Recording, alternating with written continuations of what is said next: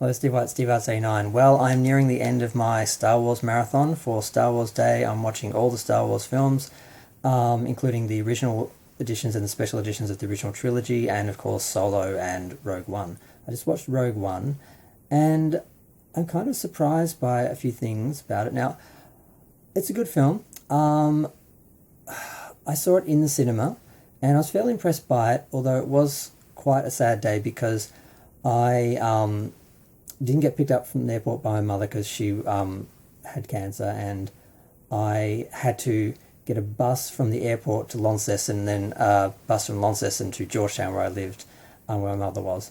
And I sort of had a few hours free, so I thought I'd go and watch Rogue One because I didn't have time to see it before that. And I saw it in the cinema that I sort of went to, that was our local one in Launceston that I sort of grew up going to. And after I got out, on the bus home, we heard that that day that Carrie Fisher had died. So it was quite weird, and I got home and it was on the news, and I was telling Mum that I saw the film and I'd just seen her being reborn as a CGI version of her younger self the same day that she actually died. So it was quite melancholy and strange. The film is great for what it intends to be, which is like a war film. But a lot of military people comment and commend it, saying that it is the most realistic, as far as military engagements and so forth go. And it does feel very realistic and very gritty and real, but it's not a lot of fun. It's very dark. It's very it's just very realistic. So, I think Star Wars was a science fantasy. It was fun. It was swashbuckling sort of, superheroes and villains. This is more, realistic, and it does take some of the fun out of it. You respect it because it's good quality-wise, but it's not like a film I'd sit down to watch again for fun like the original Star Wars trilogy. So while I'm watching it, you sort of feel that realism and the quality there, but you're also not really loving it. So it's kind of weird. Now, the film, it cost a lot to make, but it made money, thank God. Okay, where are my numbers? Okay. Yeah, it cost $200 to $265 million for the budget, which is a huge gap there between what it could be and whatever.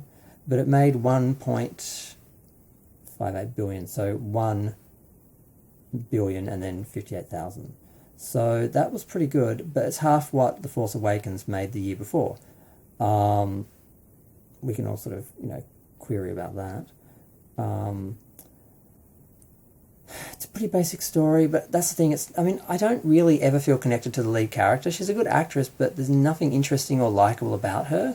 We see that she was sort of the daughter of a scientist who tried to hide from the Empire instead of working for them, but he worked for them with a backdoor plan to, basically destroy his creation. He's taken, his daughter is lost, and she grows up sort of like an orphan and resentful and everything, and she ends up getting caught, and it's just a whole lot of uninteresting stuff. You do see some sort of interesting characters. We've got Donnie Yen's blind Jedi, his friend. They're an interesting pair. We have, of course, what's his name? Cassian? And we see this group of people come together basically to form Rogue One and to get the Death Star plans and get them out to the rebellion so they can use them, which is what we know happened just before Star Wars. And the film literally goes right up to Star Wars. You could edit the two films together directly. And I had no problem with the CGI. A lot of people had problems with the CGI I'm forgetting everyone's names right now. The evil guy from the first film, and Carrie Fisher's Princess Leia. I thought they looked great. I wasn't sure if they used real actors and augmented them, or if they had prosthetics on them, or if it was full CGI. I really wasn't sure. I thought they did a great job. A lot of people had problems with these films because of the politics at the moment. The toxic fans, they hated this film because it had a female lead, it had a diverse cast, but the only real problem with it is it's not fun. It's too real. But it was meant to be. That's what it's supposed to be. So it works artistically, but entertainment-wise, it's not as fun as some of the other films. So that's my only real criticism for it. And it was profitable, unlike Solo, which cost a little bit more to make, but made like a third of the money, so it did lose money. And the other films, I'm surprised how much they cost. 445 million roughly for The Force Awakens and Rise of Skywalker, and 300 million, oddly a lot less, for The Last Jedi, which was the one that sort of split the fan base between the toxic fans and the general fans, and just made a mess of it all. But I'm not going to deal with that until I'm actually watching those films. This film is a great film, made money, but it isn't quite Star Wars, because Star Wars wasn't a realistic war film, really. And it's one of the things people don't like about Andor.